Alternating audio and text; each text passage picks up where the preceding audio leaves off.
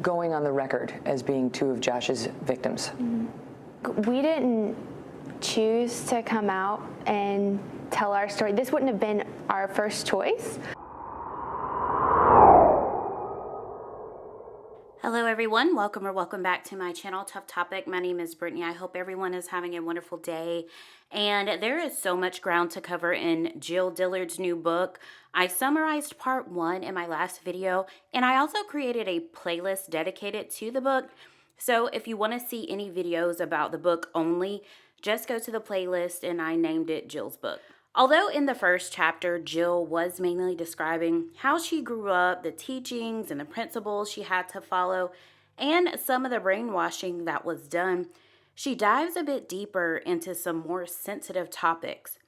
So this next part is about her filming her private moments. So Jill shared that being on TV had its ups and it has its downs. Jill explains that the time she met Derek, it was an amazing thing that she agreed to film and he agreed to film because that was a big part of her life. But it also meant that a lot of the special moments weren't kept private and were scripted.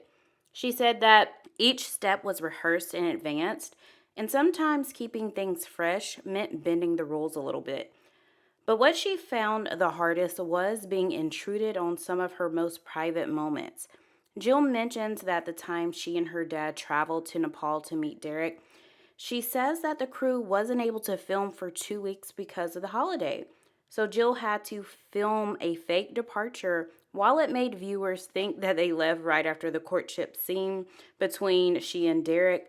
But in reality, she stayed in Nepal an extra week without the film crew.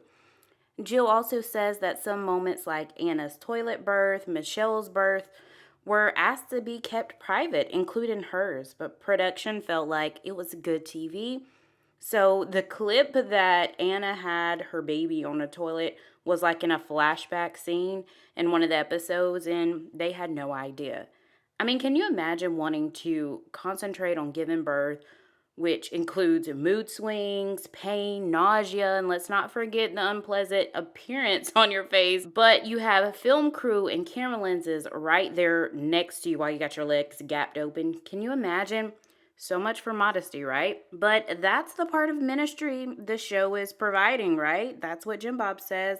How is someone's privacy being invaded a part of serving the Lord? Like, how is that ministry? I'm not understanding.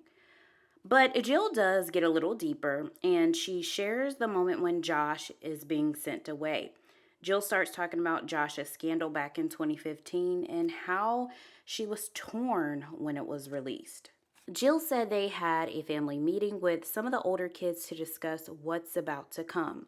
She said that Jim Bob looked drained and worried, and he went on and just said, hey, there's an article about Josh that's coming out, and it's not looking good.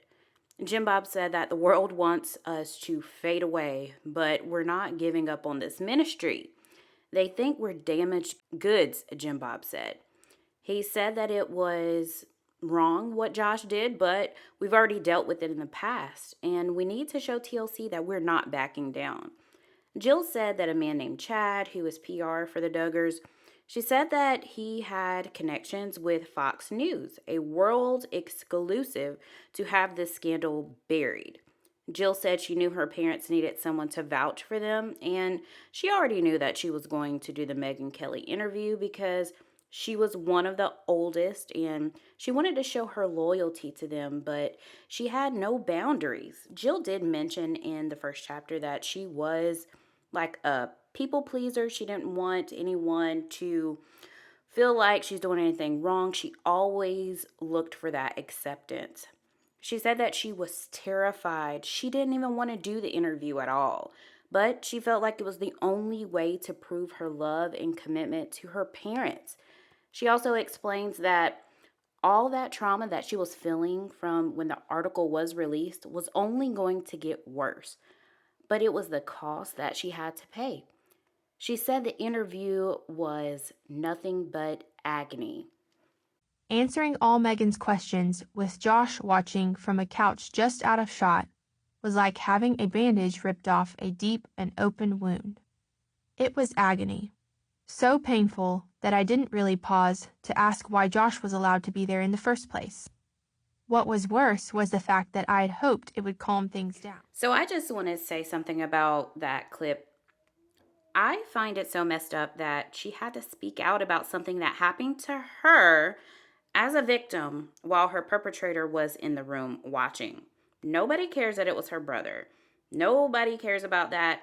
They just had him sitting there watching her while she had to share very, very hard, traumatic details of what happened. Why did her parents allow this, knowing how painful it was for her? Why did Megan even allow this? I can only imagine how scared she was to make sure she didn't say too much, knowing that he was staring right at her. This is only part 2. I do have a part 3 coming up, maybe a part 4. Please subscribe to my channel so you won't miss any details of this book. This is all I have for you guys for now, and I will be back for part 3. Bye for now.